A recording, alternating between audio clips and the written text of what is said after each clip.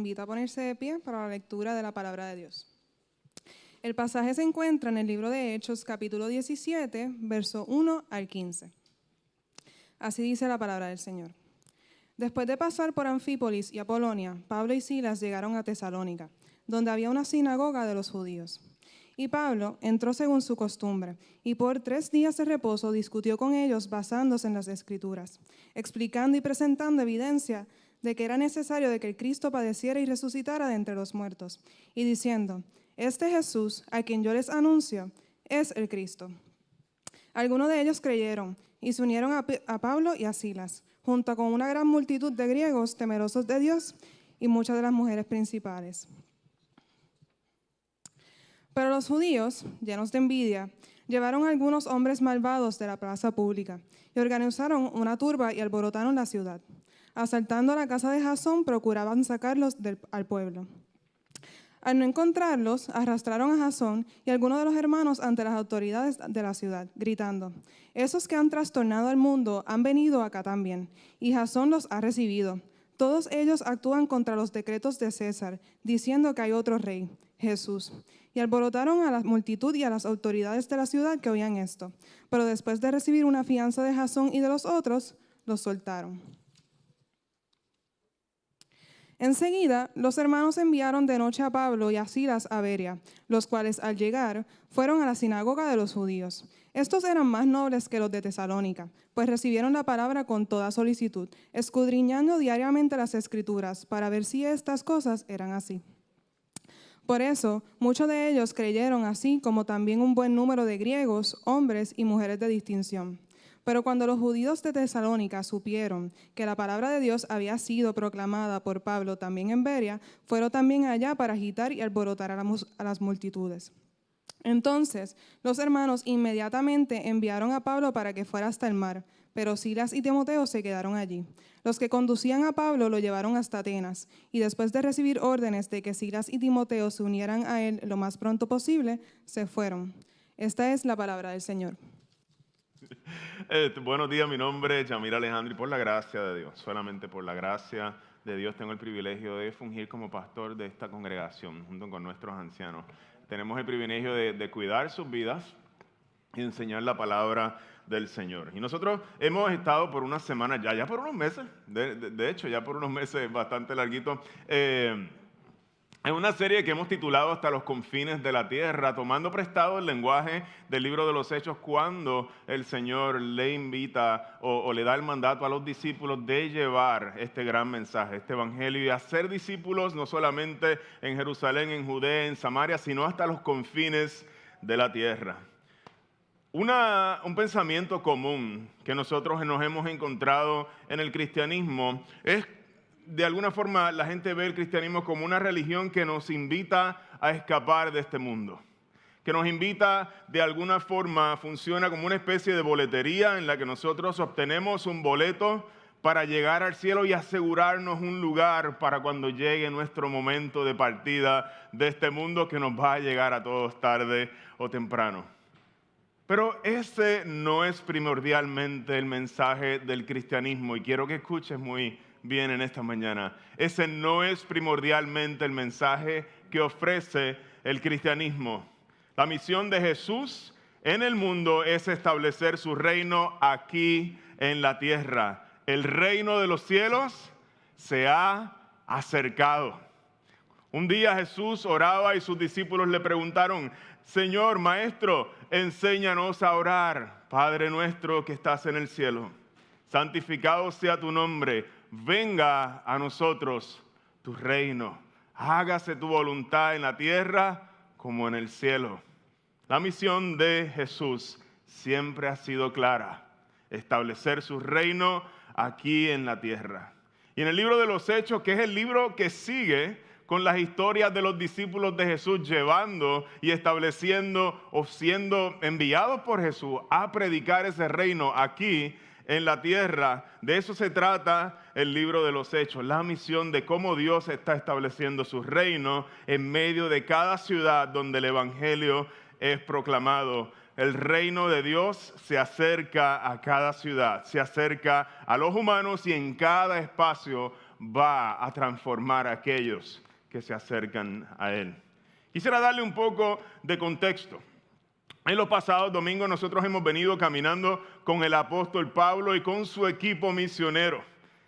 Y que estamos hoy, en la etapa en que estamos hoy, se conoce como el segundo viaje misionero de Pablo. En el pasaje de hoy vamos a ver de manera concreta cómo el reino de Dios se acerca a dos ciudades. La primera ciudad es Tesalónica y la segunda ciudad o región es Berea. Tesalónica y Berea, y cómo el reino de Dios se acerca y cuál es el efecto que tiene en la gente cuando el reino de Dios se acerca con la proclamación del evangelio de la gracia.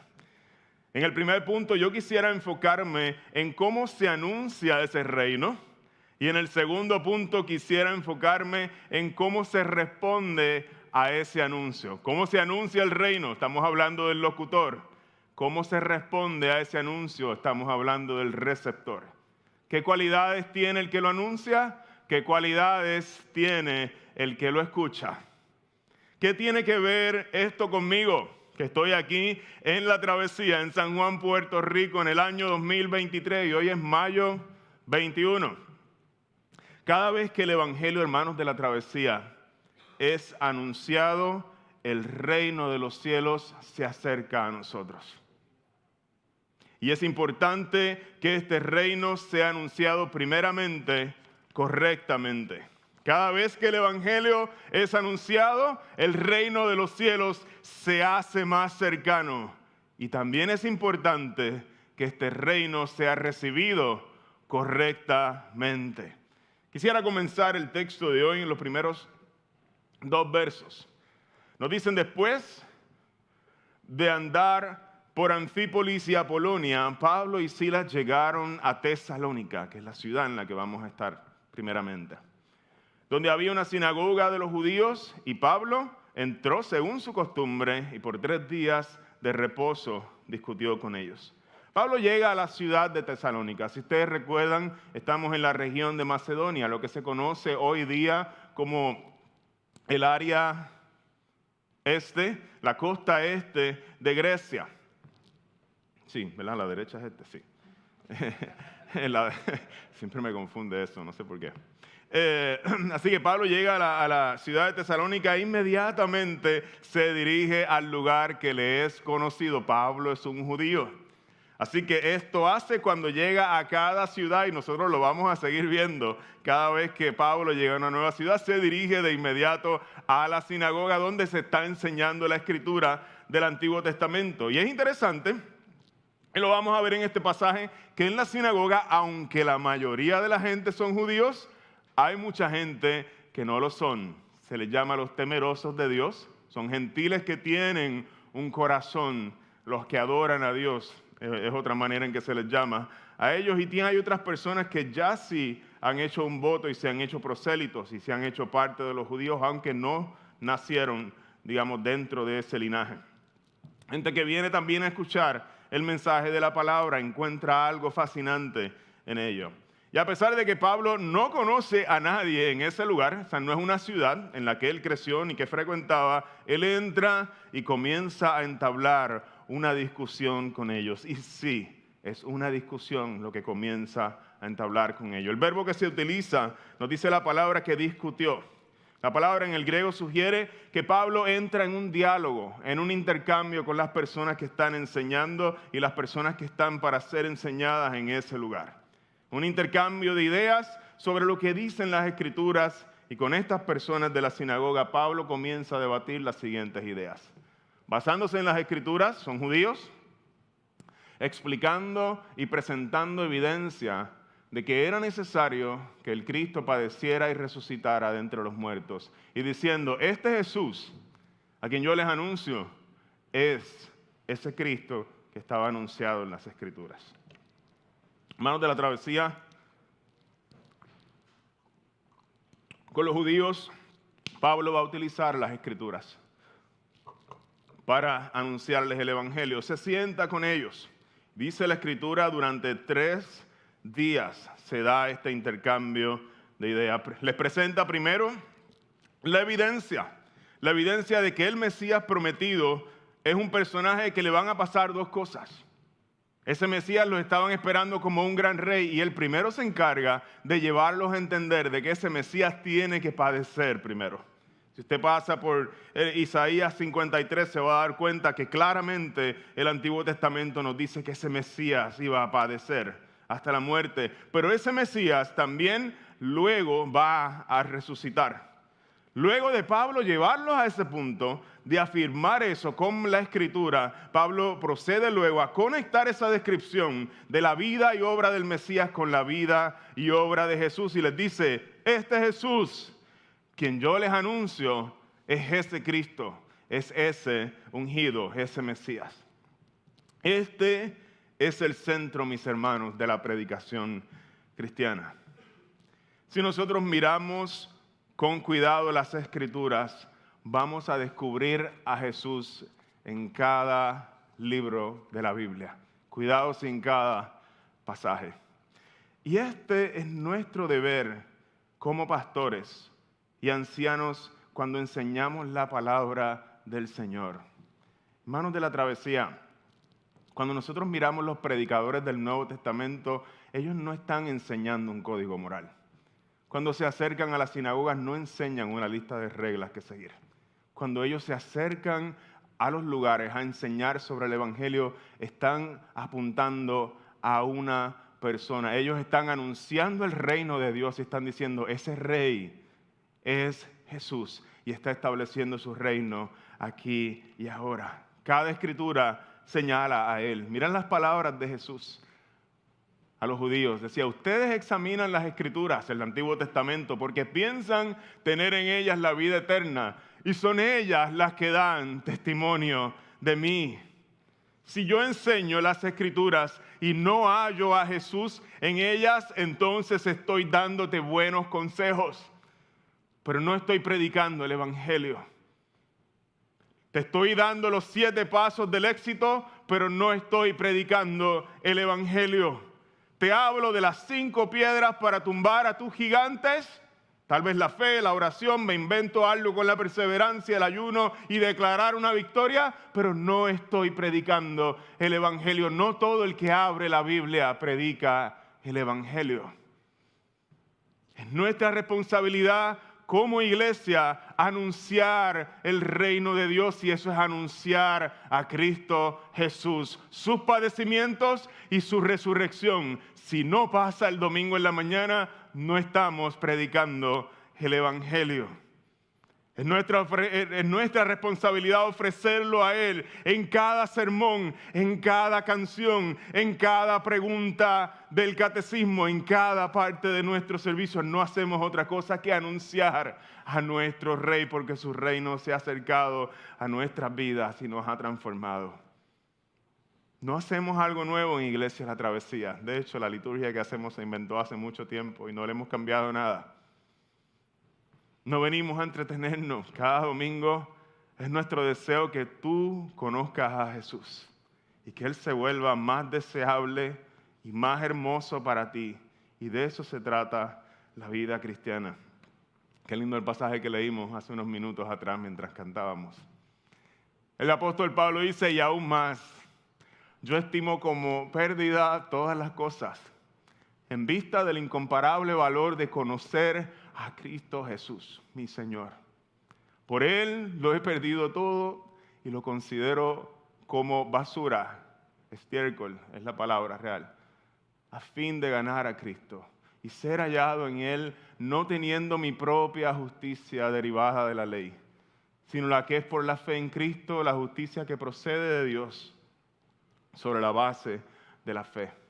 Y conocerlos a Él y el poder de su resurrección y la participación en sus padecimientos, llegando a ser como Él en su muerte, a fin de llegar a la resurrección de entre los muertos. Cada domingo en La Travesía es nuestra responsabilidad como predicadores del Evangelio hablar de un rey que fue colgado en una cruz. De un hombre que siendo Dios entregó su vida por ti y resucitó de entre los muertos para darte una esperanza y vida. Y nosotros no sabemos cómo funciona, pero esto va transformando nuestras vidas. cuando su reino es anunciado entre nosotros. Esta es la historia que tiene el poder de desarmar a todas nuestras defensas y llevarnos a seguir a ese rey. Nos dice el verso 4 que algunos de ellos, cuando escucharon acerca de este rey, creyeron y se unieron a Pablo y Silas, y junto con una gran multitud de griegos temerosos de Dios y muchas mujeres de las principales creyeron. El verso 5 continúa diciéndonos: pero los judíos, llenos de envidia, llevaron a algunos hombres malvados de la plaza pública, organizaron una turba y alborotaron la ciudad. Asaltando la casa de Jasón, procuraban sacarlos al pueblo. ¿Por qué tanta conmoción? ¿Por qué tanto alboroto? ¿Por qué tanto trastorno en esta ciudad con este mensaje que está trayendo libertad? Esta es la quinta ciudad en la que la predicación del evangelio se vuelve una amenaza para muchos y Pablo tiene que salir huyendo. Pareciera un patrón que ocurre de ciudad en ciudad cuando se viene anunciando el evangelio.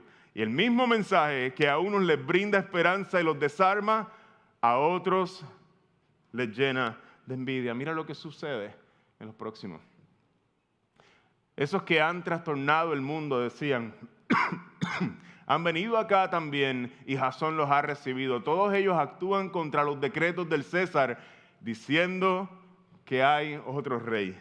Y estas personas de seguro estaban utilizando esta última frase que está aquí, diciendo que hay otro rey, para traer falsas acusaciones y decir que estos cristianos están atentando contra el rey.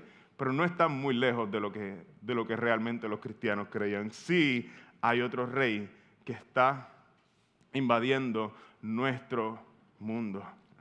¿Recuerdas la predicación de Jesús en los evangelios? El reino de los cielos se ha acercado y el rey está cada vez más cerca, entrando a nuestra tierra. Comienzan a salir los demonios. Cuando se acerca el rey, la gente empieza a experimentar arrepentimiento de su maldad y los corazones comienzan a ser transformados. Cuando el evangelio es anunciado, un nuevo reino, con un nuevo rey, con una nueva ley, con una nueva forma de vivir, comienza a invadir el espacio en donde es predicado. El reino de los cielos se está acercando en medio nuestro. ¿Y qué tiene que ver eso contigo y conmigo hoy? Hermanos de la travesía, nosotros tenemos que entender que ese rey está invadiendo este mundo aquí y ahora en esta iglesia cada vez que el evangelio es anunciado. Y en cada lugar está echando fuera el reino de las tinieblas de nuestra vida por medio del anuncio del evangelio y la persona de Jesucristo, nuestro rey. Por eso nosotros en cada servicio de adoración no perdemos tiempo hablando de política. No perdemos tiempo hablando de otra cosa que no sea de nuestro rey, su belleza, su majestad y lo que ha hecho por nosotros. Porque es ahí donde está el poder transformador del evangelio. El reino de los cielos se ha acercado y con el anuncio del evangelio nos cambia a nosotros, para que esa transformación afecte los lugares donde nosotros nos movemos. Lo hermoso de este reino es que es un reino al revés. Y por eso tú necesitas escuchar sobre él, porque tus mejores intuiciones no pueden descifrar este reino que está invadiendo nuestro mundo. Este es un rey diferente. Los reyes de este mundo envían a sus ejércitos a pelear por sus caprichos. Así funcionamos nosotros en este mundo. Este rey, teniendo el poder de enviar a sus ángeles y derribar a todos sus enemigos, decide ganar la batalla más importante de la historia cargando una cruz, entregando su vida y derramando su sangre por ti y por mí, que no lo merecemos. Y es ahí donde nosotros somos transformados, al ver su corazón por nosotros y saber que somos amados por nuestro rey. Este es el rey que cuelga de un madero. Por eso los judíos no podían creer en él, porque un rey no cuelga de un madero. Él es demasiado bajo, baja demasiado, que nos incomoda, pero sube tanto en su gloria que nos impresiona. Este rey es demasiado humilde, nace en un pesebre, es visitado por pastores que no huelen bien, crece en una familia pobre del barrio en Nazaret.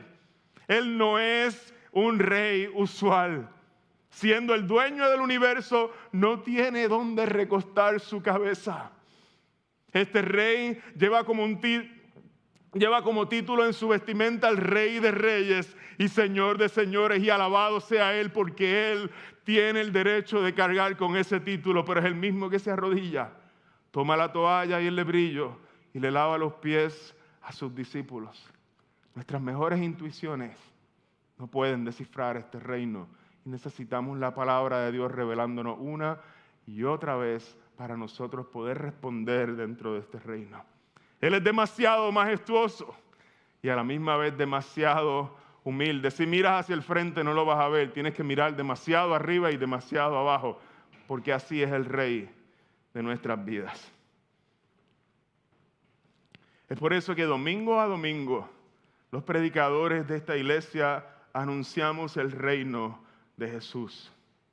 Tiene que ser revelado a nosotros desde las Escrituras, como hizo Pablo en la sinagoga.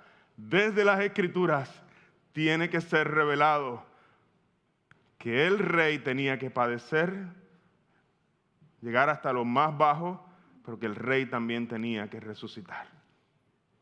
Tiene que ser revelado desde las Escrituras, porque nuestra mejor intuición no puede descifrar este reino. 1 Corintios, capítulo 2, versos 1 y 2. Por eso cuando fui a ustedes, hermanos, proclamándoles el testimonio de Dios, yo no fui con superioridad de palabra o de sabiduría, porque nada me propuse saber entre ustedes excepto a Jesucristo y este crucificado. No hay nada mejor que yo les pueda anunciar, no hay nada nuevo, les decía Pablo. Yo no preparé un mensaje elaborado, quiero hablarte de Él, porque conocerlo a Él me da el sentido a mi vida. En la mañana de hoy estamos considerando el momento en que el reino de los cielos se acerca a Dios, a dos ciudades.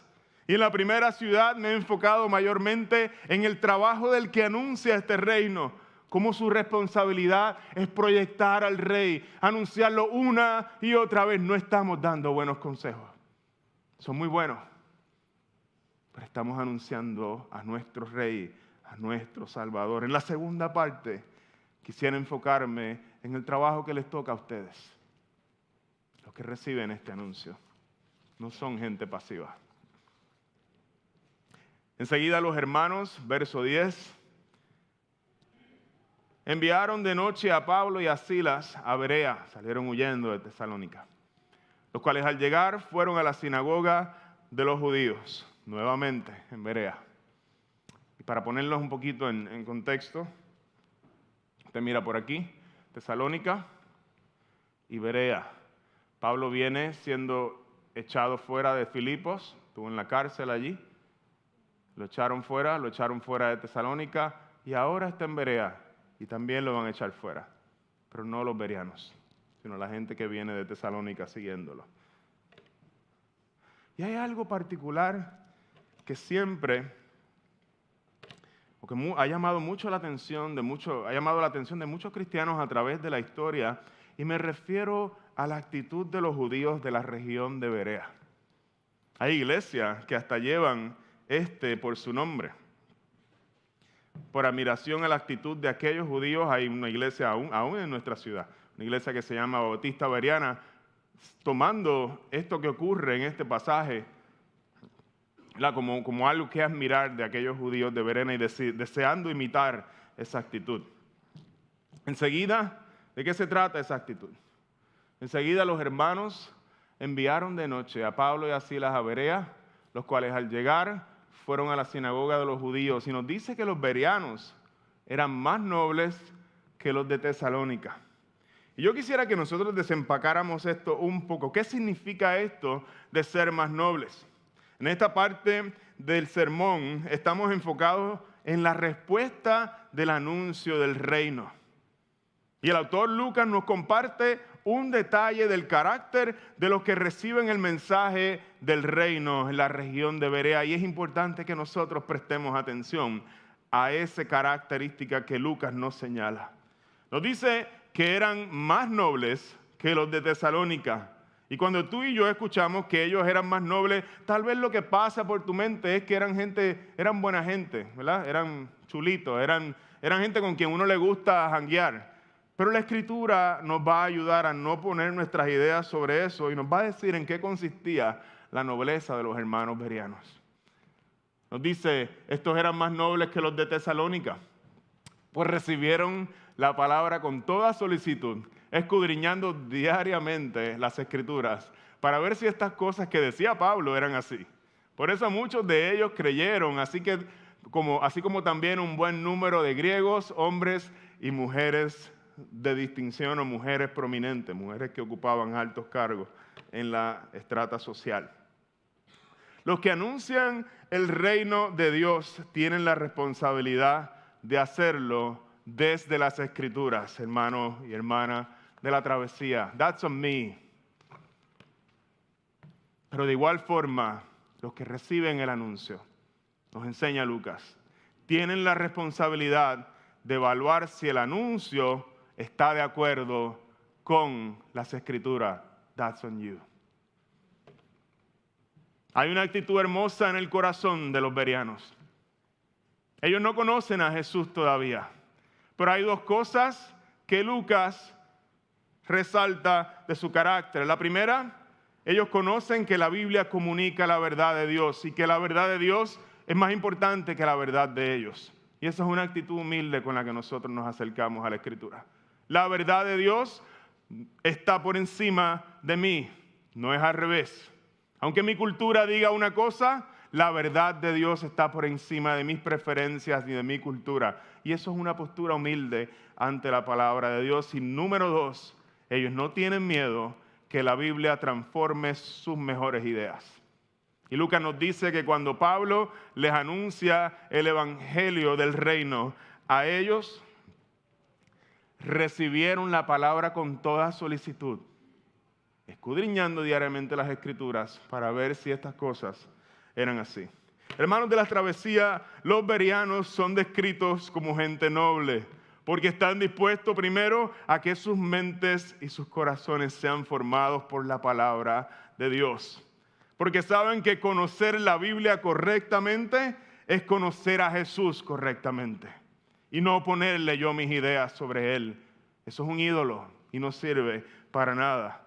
Los bereanos saben y por eso son diligentes en buscar la Escritura para ver si lo que se está anunciando es conforme a la verdad de Dios, como se nos presenta en la palabra. Y quisiera darle una aplicación en esta dirección. En el reino de Dios no andamos detrás de los oradores más elocuentes para que nos impresionen con su conocimiento, para que nos hagan sentir bien con sus palabras. No andamos detrás de ellos. No andes detrás de ellos. Hay algo que Dios quiere comunicarnos sobre cómo debe ser la actitud de aquellos que respondemos y escuchamos el anuncio del reino. Y el deseo de Dios para ti, iglesia, la travesía, es que la gente de nuestra iglesia sea gente noble. ¿En qué se caracteriza la gente noble? Gente que desea conocer tanto a Dios que están dispuestos a que sus mentes y sus corazones sean formados por la palabra de Dios. No quiero mis ideas, no me funcionan mis ideas, quiero las ideas de Dios. Quiero algo que es mejor que lo que yo produzco con mi cerebro. Quiero que Dios gobierne mi mente y mi corazón. Porque conocer la Biblia correctamente es conocer a Jesús y a Dios el Padre y al Espíritu Santo correctamente. Hermano de la travesía, Dios quiere formar en ti una persona que ame la Biblia, una persona que no se conforma, que hace preguntas, que no se siente satisfecho con lo que dice el pastor y que llega a su casa y busca y revisa si eso estaba conforme a las Escrituras. Esa es la cultura que Dios está promoviendo por medio de pasajes como este. ¿Para qué sirven pasajes y narrativas como este? Para enseñarnos cómo los receptores y oidores deben reaccionar cuando la palabra de Dios es enseñada. That's on you. Gente que haga preguntas. Gente que incomode a los que enseñan y no los dejen tranquilos hasta que les den respuesta. Me estoy metiendo en una camisa de 11 balas. Porque lo que está detrás de eso, nos dice Lucas, es una actitud noble. Gente que en lo profundo desea conocer a Dios. No nos molesta que nos pongas presión. Esa es la actitud correcta cuando nos acercamos a la palabra de Dios. Los bereanos estaban frente al hombre que escribió 13 libros del Nuevo Testamento, de la Biblia que tú tienes en tu mano o en tu celular. Y aún así, al escuchar su gran conocimiento, porque tenía un gran conocimiento el apóstol Pablo, estaban ellos con sus Biblias abiertas, verificando que cada enseñanza viniera directo de la Escritura. Hermanos de la travesía, no todo el que hable, escúchalo bien, no todo el que abre una Biblia para enseñarla está predicando el Evangelio. Tristemente, no todo el que abre una Biblia para enseñarla está predicando el Evangelio. Y es por eso que es importante que tú y yo cultivemos una cultura de amor por la Biblia, para que no seamos engañados. Quisiera ir concluyendo este sermón. En el sermón de hoy hemos visto cómo el reino de los cielos se acerca a dos ciudades. La primera ciudad, Tesalónica, la segunda ciudad o región, Berea. En la primera nos enfocamos en la responsabilidad del que anuncia el reino, es decir, el que enseña. En la segunda miramos la responsabilidad del que recibe el anuncio del reino. El reino de los cielos se ha acercado y es nuestra responsabilidad anunciar a Cristo desde las Escrituras y responder a Cristo desde las Escrituras, para que nuestras comunidades y nuestras vidas sean realmente transformadas y expresiones fieles de ese reino aquí en la tierra.